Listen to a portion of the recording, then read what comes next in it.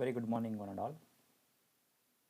Today we are going to see how to design a digital filter using impulse invariant transformation technique. As per our syllabus, we have two techniques. One is impulse invariant transformation technique, other one is bilinear transformation technique.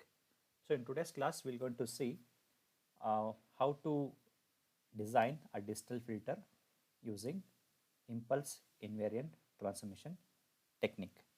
This technique basically uses partial fraction expansion method as well as Z transformation to convert analog filter into digital filter. So in general, now if you want to design digital filter, we don't have formulas through which we can obtain digital filters directly. So what we're going to do here is we're going to first design analog filter for the given specification. Then with help of suitable transformation, either with help of IIT, which is impulse invariant transformation technique, or with help of BLT, that is bilinear transformation technique, we're going to convert analog filter into its equivalent digital filters. These are the two techniques which are predominant. So today we're going to see one technique, that is impulse invariant transformation technique.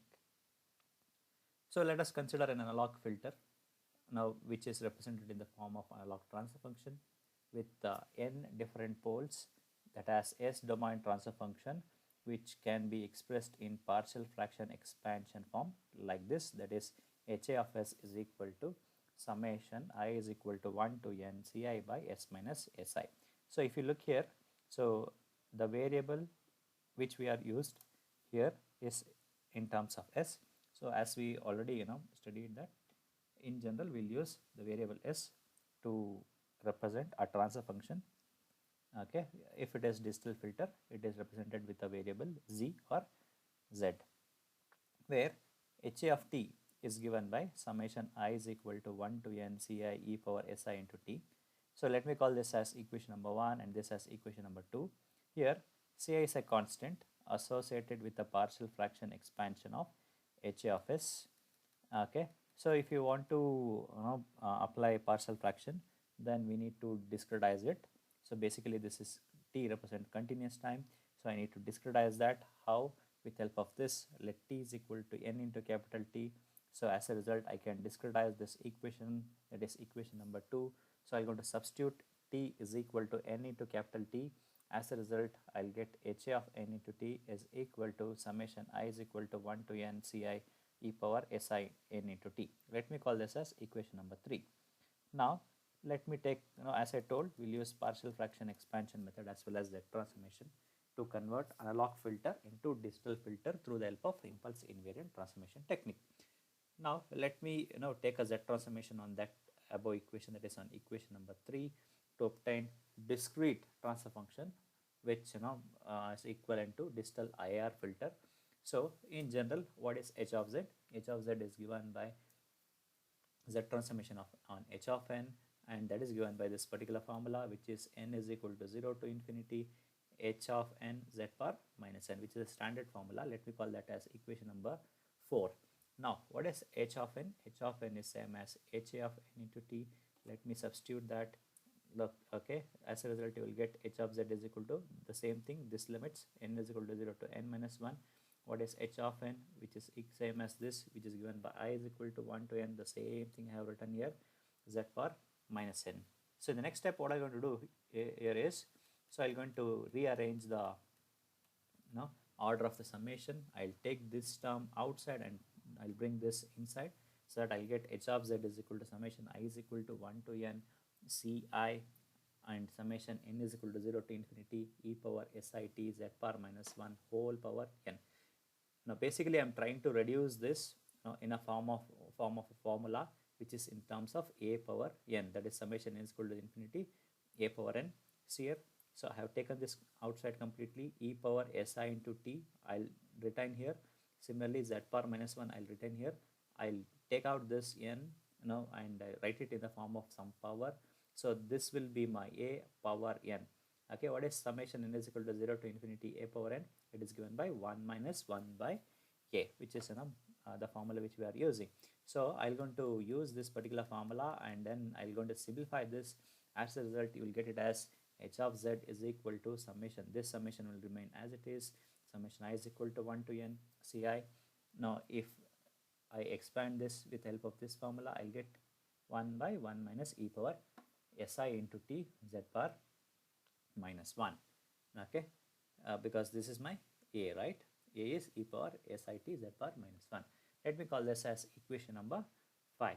Now if you observe this, now this is completely in the form of z domain. So what did we took? We took s domain and we converted that into z domain. Is it not right?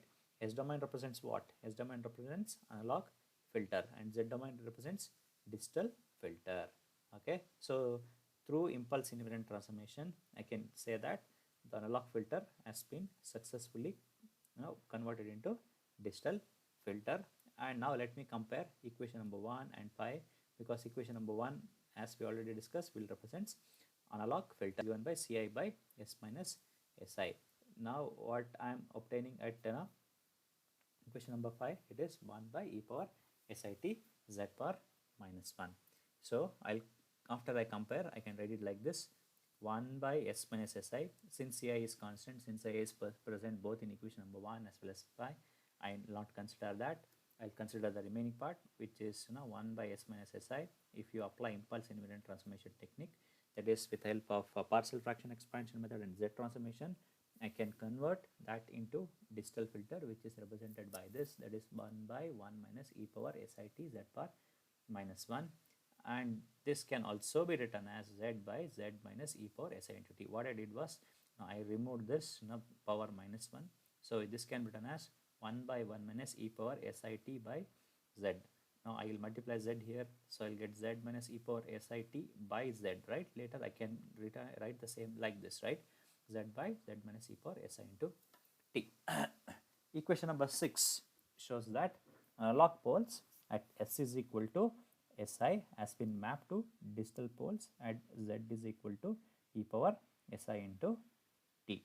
So through this, we can say that we have successfully converted transformed analog filter into its equivalent digital filter. This transformed digital filter h of z has the following property. The first property is order is same as that of analog filter, that is order of this particular filter which represents digital filter is same as analog filter. This is very important property. Let us assume that we have designed a filter using Butterworth or Chebyshev filter, and we will assume that we got order as 5. So we'll use impulse invariant transformation technique, and finally let us consider that order got reduced to 2. So that doesn't make any sense, right? If order of a filter after you design using analog techniques, say for example either Butterworth or Chebyshev technique, if you get 5 over there, here as well after suitable transformation, order should not change, right? So it has been observed that order is not changing. That is the first property that what we can observe. And the next thing that what we can observe is poles are mapped according to the following, that is Si in analog domain. After you apply IIT, it will be considered as Zi, and Zi is given by e power Si into t. This is one thing you need to remember. Now analog and digital poles are related as per this equation, that is same equation, that is Zi is equal to e power Si into t, or if I consider one value for z, it is Z is equal to e power S into t, where Z is again given by R into e power j omega and S is given by sigma plus j into omega. Okay, this is Z ROC, region of conversion, or domain. This is plane, right? Sigma plus j omega axis, 4 quadrants. Okay, now what I'm going to do is I'm going to substitute for Z and S in this particular equation. So if I substitute this here, I'll get Z will be replaced by R into e power j omega, that is equal to e power S, right? What is the expression for S? S is given by sigma plus j omega multiplied by t. So I'll further expand this. As a result, I'll get e power sigma t into e power j omega t. Now on comparing this part with this part, what I can say that is r, this r is equal to e power sigma t, and this omega is equal to this omega into t. What is this omega represents? This omega represents distal omega, okay? And what about this one? This is analog omega, right? So distal omega is not just equal to analog omega, but it has to multiply it by t, capital T. Okay, this is the this we will use it as a formula. We need to remember this. This is, I'll repeat this once again. This is distal omega. For distal filter will represent omega like this, whereas an analog filters will represent omega like this. So distal omega is given by analog omega into T. Now from this, what we can observe here is, if sigma less than 0, okay, where you'll get sigma less than 0? For left half poles, right? So if it is left half poles, now the region of convergence is within the unit circle, okay? And if sigma is more than 1, where you'll get this? So in right half plane, right? In there, then the r is located outside the unit circle. It is more than 1, right? And if sigma is equal to 0, r is equal to 1. What is the meaning of it? It is on the circle, on the circumference of a circle. So from this, what we can say is, left half poles are mapped inside the unit circle in a z plane, and right half poles are mapped outside the circle in the z plane. What we can conclude from this? If it is mapped within the circle, then it is stable, right? If a pole is mapped outside the circle, then it is not stable. The same we studied in analog filters as well, right?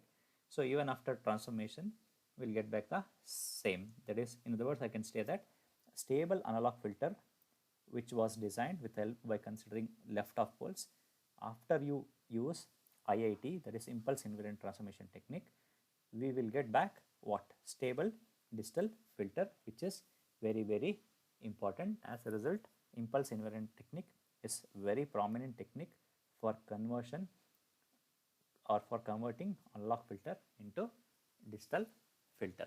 So this is the theory that what you should know. Based on this, now we're going to solve a problem. And a problem will go like this. Using impulse invariant method, find h of z given ha of s is equal to 2 by s plus 1 into s plus 2. Consider t, time period, as 1 second. So if you observe this, what does this ha of represents? This ha of represents, now first check which domain, is it analog or distal? How will you get to know that? You should check for the variable, right? What was the variable here? It is s. So basically this is analog filter, is it not, right? What is the order? See here, if you multiply this, will you get back this?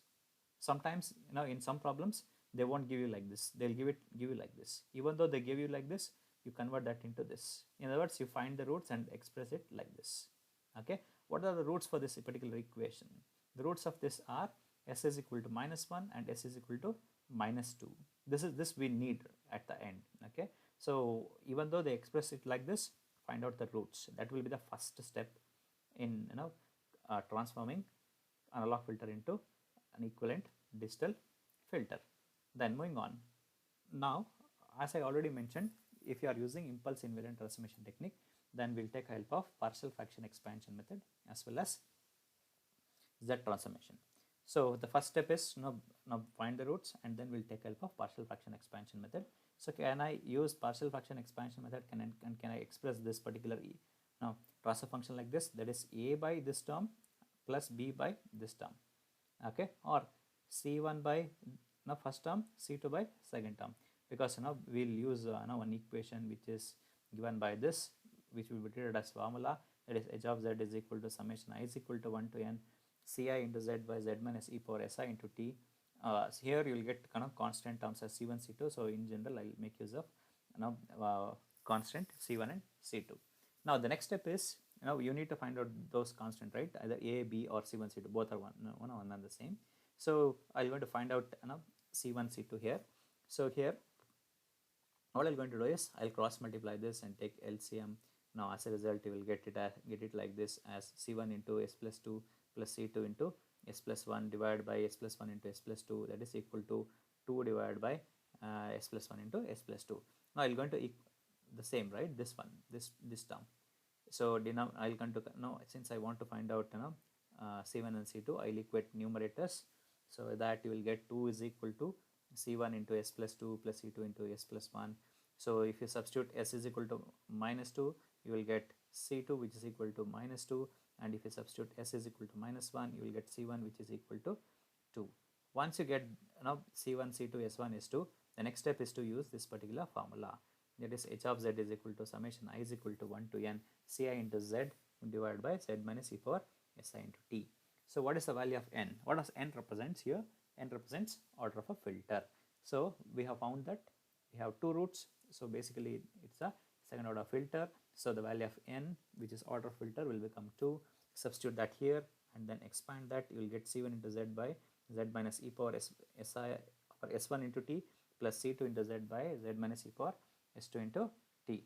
Now, do we know the values of c1, c2, s1, s2? Yes, of course, we know the values of c1, c2, s1, s2. In the next step, what I'm going to do is I'm going to substitute for c1, c2. In the next step, we're going to substitute for s1, s2. So I'm going to simplify this.